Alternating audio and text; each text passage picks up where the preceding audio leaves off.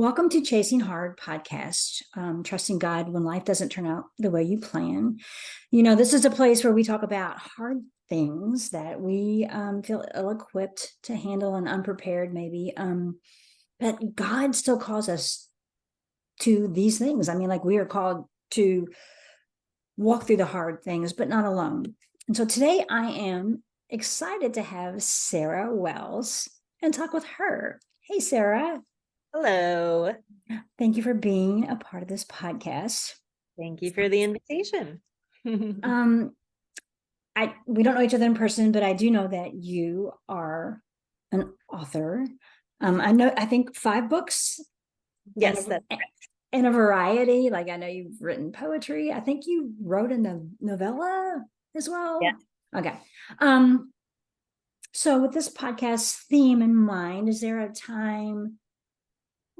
Before I go there, how did you become an author? Like from your bio, you went to school to get your MRS degree is what you initially said. So how'd you become an author? Well, I've always loved to write ever since I was a very little child. As soon as I could read, I wanted to be a writer. Wow. I've loved stories. I think that probably the first seeds of wanting to be a writer came in first grade. I had sprained my wrist as a young girl. I was left-handed. It happened to be my left wrist. And my teacher sat me down in front of a computer, which was a brand new fangled thing in my classroom, and was like, yeah, I know you can't write right now, but you can type. And I just was elated. She gave me all of these opportunities to tell cute little stories as a first grader. She published them, printed them and published them into cute little booklets. And it just really encouraged me that even at that young age, that my voice mattered, that a story I had to share could be told. And I've just loved to write ever since. That's so cool. I mean, for a teacher, even to go like the extra mile with a student, that's quite a story. Yeah, I do remember we had a school newspaper, and I think I wrote a couple of poems, which meant that the lines rhymed. I don't even know if they made sense, but I did get published a few times. But it wasn't because I loved to write at that young age, and that's amazing that at that early age you knew you wanted to be a writer. Yes, I did. And of course, you change ideas about what you want to do when you grow up over time. But I ultimately did end up majoring in creative writing and have studied creative writing over the years. And I love being able to help other people tell their stories and tell my own story, of course. So, well, how neat. So I know I have a few notes. I have my cheat sheet. Some of your books' titles are very intriguing. American, I can't read my writing. It's American Honey. That's it. Yes. I saw that one, which intrigued me. And then Pruning the Burning Bushes. Between the Heron and the Moss. All of those sound very intriguing. And I did read about them. So are any of them... Are they just about life, or does anyone tell a hard story in your life that you want to share with us? Absolutely. Like I said, I love to tell stories, and I feel like it's one of the gifts that God gives each of us is our own personal testimonies, opportunities to share the frightening, awful, hard things that we have to go through in life, but that God often uses for his glory and for our own redemption and our own, reconciliation with him. We learn hard things through suffering. We do. We do. Yes. Yes. And so poetry and nonfiction, both for me, have always been modes of reflection and meditation, and the space for me to wrestle out what God is doing in whatever it is that I'm going through. So I would say all 3 of those books that you mentioned, Between the Heron and the Moss, Pruning Burning Bushes, and American Honey, deal with different hard things that I've walked through. And then also delightful things, beautiful, joyful Right. moments, but also hard things. I And have some here, friends in, I'm sorry. oh, it's okay. I was just going to say, like, here's the thing I think a lot of times we don't understand is pain and joy can coexist. Like Absolutely. a hard season in life isn't like joyless. There is Yeah, joy to be found even in hard, painful times. absolutely. I mean, we're in the book of Philippians is all about being joyful in Yeah, times for of, sure. and it's not very um popular Popular. Yes, about that, that's, yeah. but absolutely there's joy to be found in our Mm, seasons of hardship.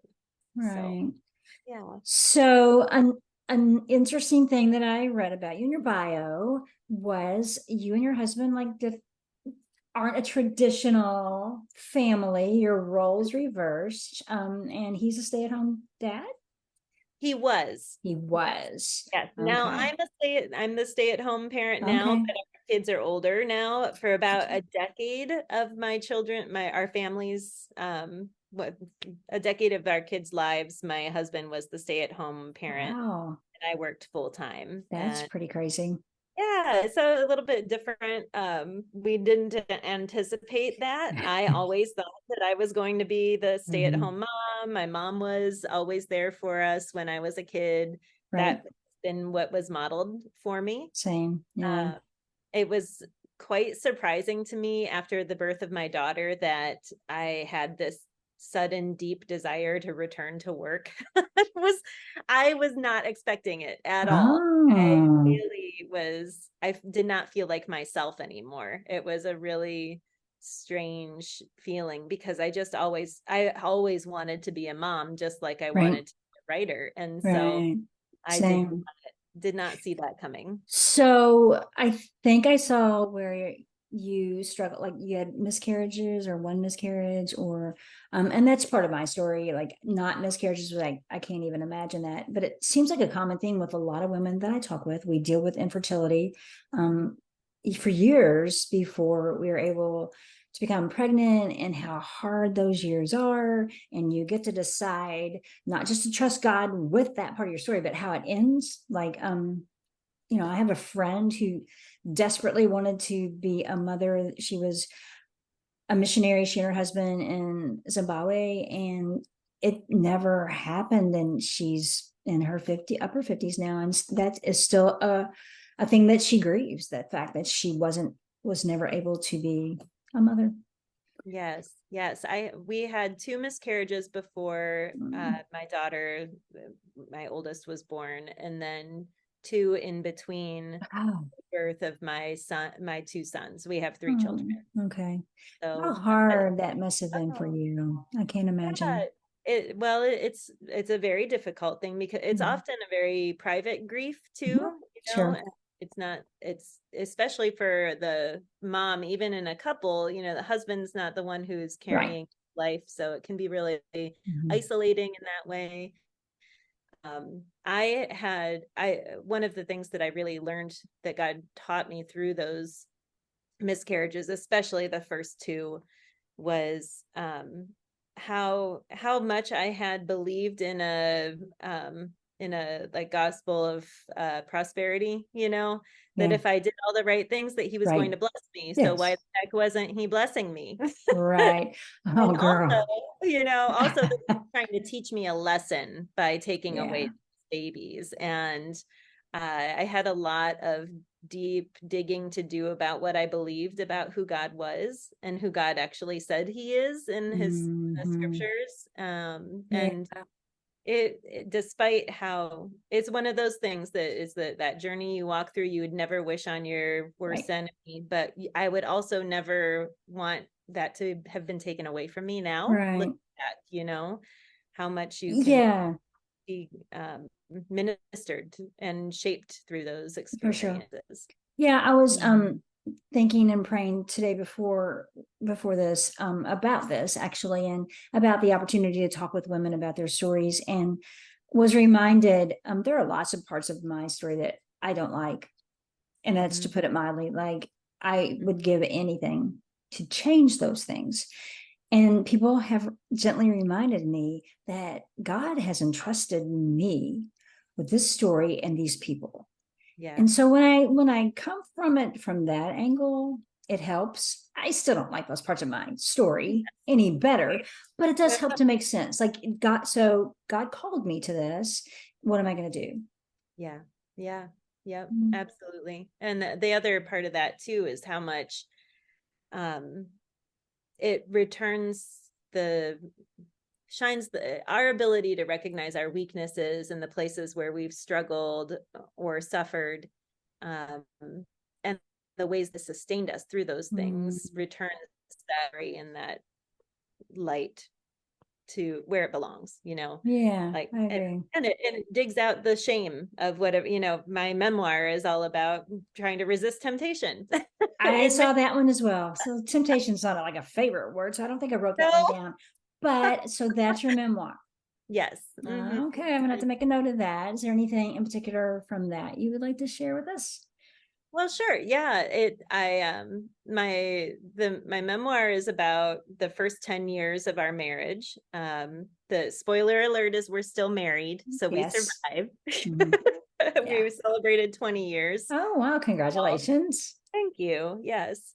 But that 10th year of marriage was a real challenge for me, especially in learning about who I am as a woman, who I am in relationship with other men and with my husband. Hmm.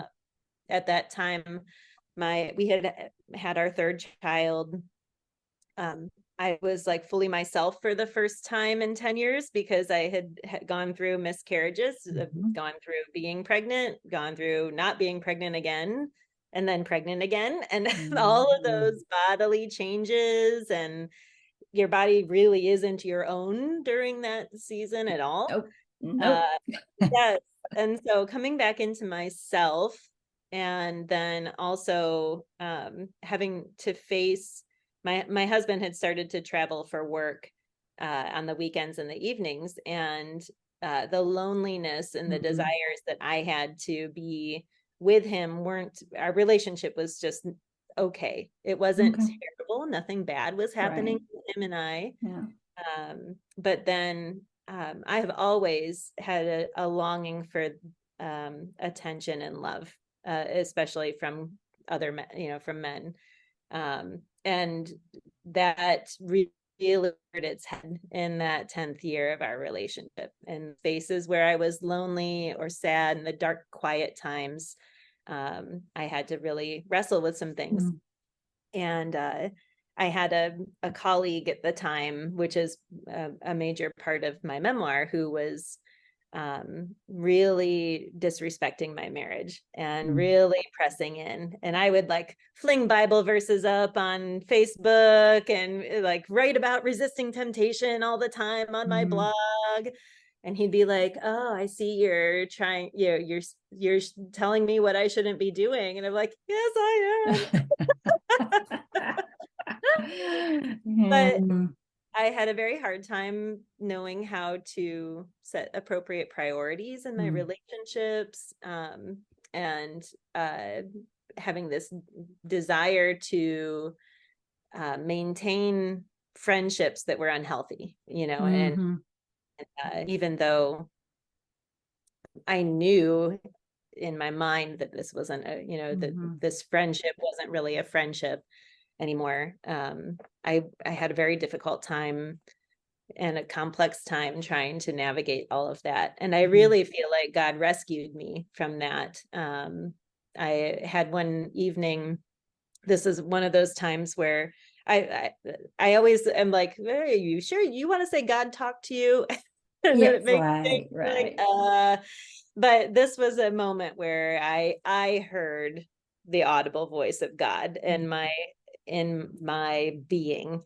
And I was in the car with this guy who, we had gone out and my family wasn't home, pulled into the driveway, and I like hesitated from leaving the car. And I heard God say, "Sarah, you need to get out of this car right now." And Wow. it was like, "Oh, okay, bye. I'm gonna see you."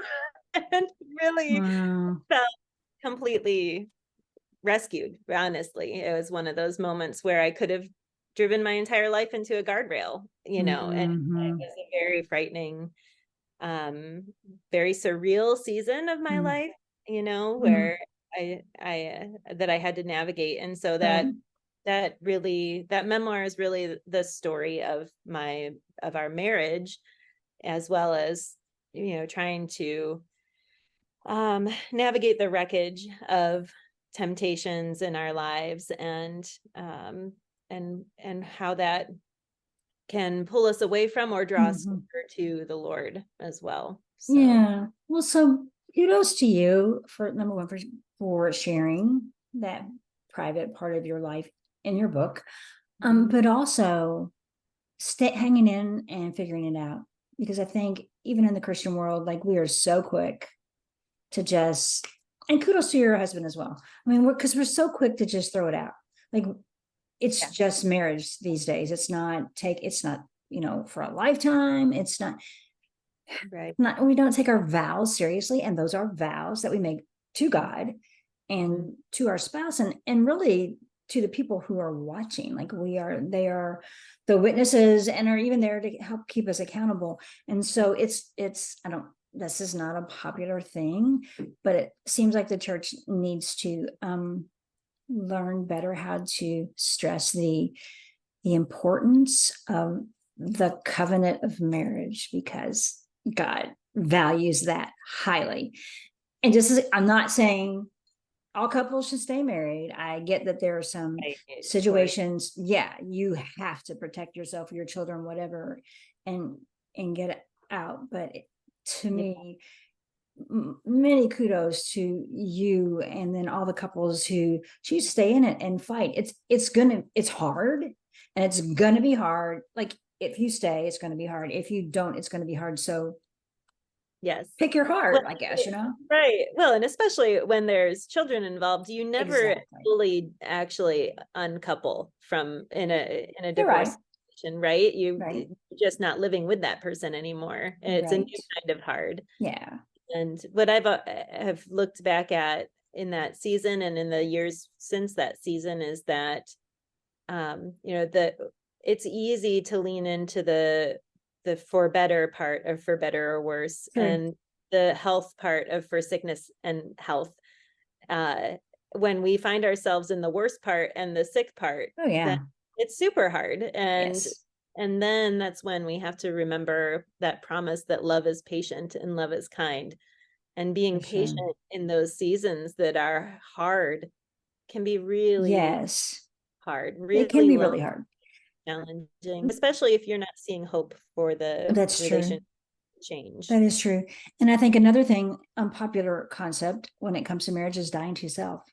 And again, you don't have to become a doormat and healthy boundaries are good, but I have actually heard women want to get who actually have divorced because their husband wasn't he didn't act like the spiritual leader or and I get it, that's hard. And yes, he's not doing what he's called to do, but you're going to divorce him because of that. And you have two small children. And so, like you said, you still have to navigate those waters because you shared children now. So, and not even to mention that we are leaving a legacy, whether we know it or not. Like we're leaving a legacy, and the decisions we make will affect the generations that we may never meet because that Yeah. becomes a part of their legacy, and then they have to navigate. It gets complicated, but you know, it is what it Mhm. is. Yes. Well, and also for me, in other seasons of our lives as a couple, there have been times, this is the beauty of marriage, where you might be in one place and your spouse is miles ahead of you or miles behind you. Right. And the beauty of marriage is that there should always be this, like, all right, while you're back here, I'm gonna come meet you, while I'm up ahead or while I'm Yeah. behind. I hope you'll come back for me. Yes. Like, let's Yeah. walk together through these seasons. And so there were seasons where, when I was especially upset with my husband and our relationship, in hindsight, I realized, oh my gosh, he was navigating his own season of crisis with career. Right. Yeah. And I didn't see that because of my own pain. And so being able to wait and just sit in the knowing that, in my case anyway, this was for a season. Mm. Now, there are spouses obviously out there who are unwilling to work on a relationship, or Yes. they're really traumatic experiences Mm-hmm. that are unsustainable and unhealthy. Right. But not every marriage is in that spot. No, And you're right. And I would venture to say most aren't. I mean, there are some that are, and even in the church, there Mhm. are some life-threatening and abusive situations that, yeah. Mhm. But because of our conversation here and the other conversations that I have with women that I know, like it seems like the normal Christian marriage, it's, we think it's supposed to be easy and all spiritual and God is the head and everything's wonderful. And that's what it looks like on our feeds, but we struggle. We all struggle. Marriage can be difficult because we're Yes. different people and we bring different stuff into the relationship and it's work. Yep, it is. Yeah. Mhm. So yeah. Yeah. Anyway, kudos to you again. So what next? What can we talk about next? I know I think one of you have more than one devotional as well, or just the Yep. one?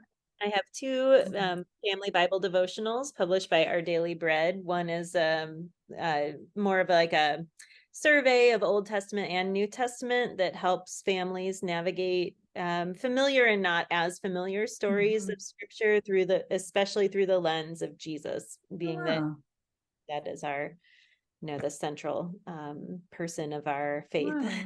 That's So cool. that's the So first we're one. The um second the one is second one, about yeah. the Gospels, is really how does Jesus interact with his disciples, with strangers, with his closest friends, Mm, with his enemies? What does that look like, and how, if we're supposed to be walking in Christ's shoes, trying to be like Jesus, how what can we learn from his relationships and how we should live out that faith too? So that's amazing. That's a good one. I was talking with another author, and I think it's coming out. I don't think our book's out yet, but it's about the friendships that we have with women and the breakups of those friendships and how devastating that is. And so, using Jesus as our example in all our relationships is always a good thing to do. So that sounds like a really good devotional that you have there. yes, Both family devotionals, or okay, yes. okay, Yes, probably the prime age for children is more like 8 to 18.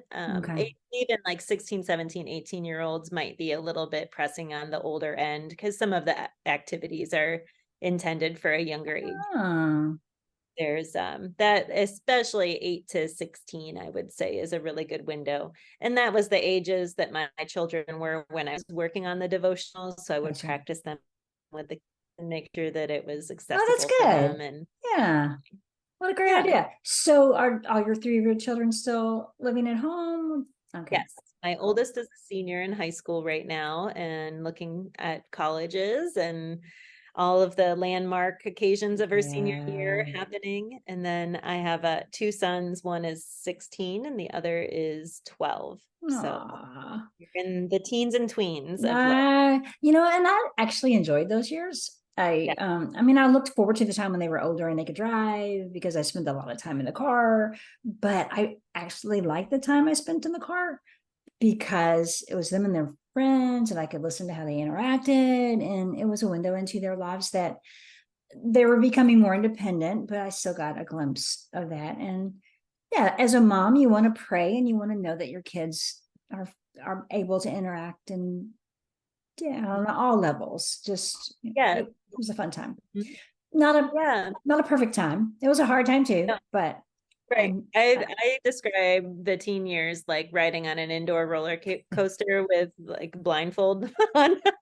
Like, yes, I don't know when it's going to be yes. left. I don't know when we're going to turn right. I don't know You anything. don't. I know. Along for the ride. That's funny. That's it's a hard time, but a fun time, and I miss it. And then when I look back, I'm like, how did that go so quickly?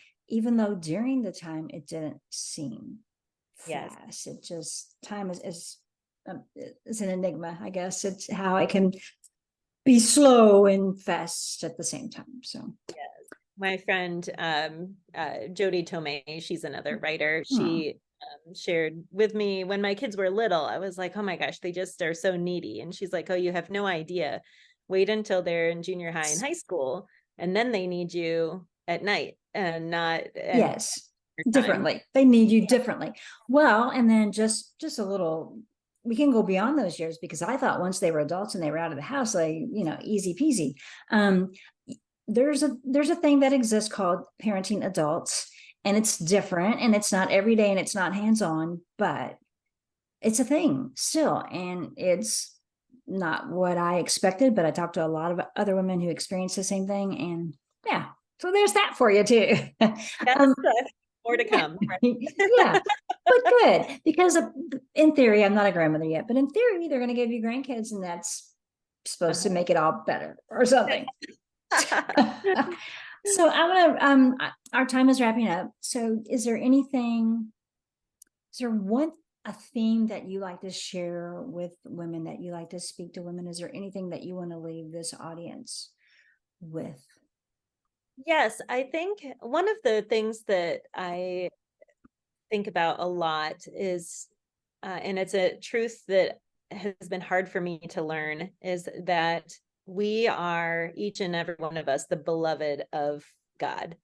And I have, for such a long time, felt like I had to earn my place at the table or needed to prove myself to God in some way.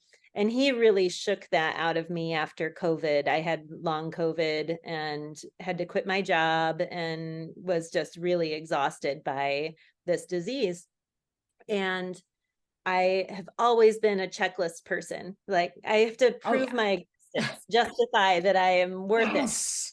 And I do it daily. I'm like, hey, today I wrote an article and I did this and I did this laundry and then I made a dinner. And Oh yeah. my husband's like, you don't have to prove that you like are worth living here, but I need to. Like, I just need to check off all the Right. boxes. I gotta stop you. Do you add things to your list so you can check them off? Oh, yes, Okay. absolutely. We are the same. Okay.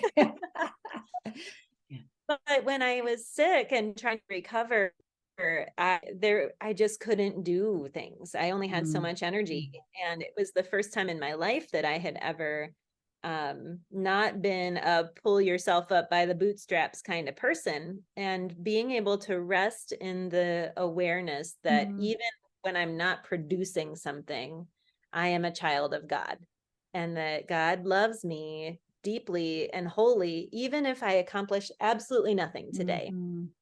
Wow. That I can still rest in his presence. I can still be and know that I am truly unconditionally loved by the Lord of the universe, which is just, it's not something that ever sunk in. I'd heard it, Yeah. but to realize, even if I never get well, because I didn't know if I was going to recover from some of the symptoms and issues that I was having, I am still a child of God. I'm still Right. loved by the Lord, no matter I what I love that. do. And that's really hard thing for me Yeah. to learn.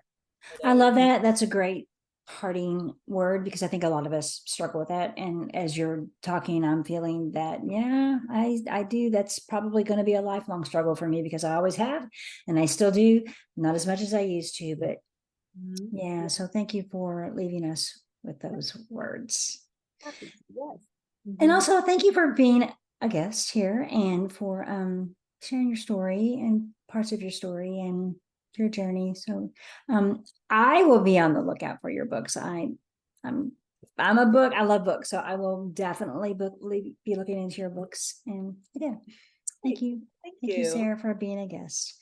Thank And you. we will see you next time on Chasing Hard.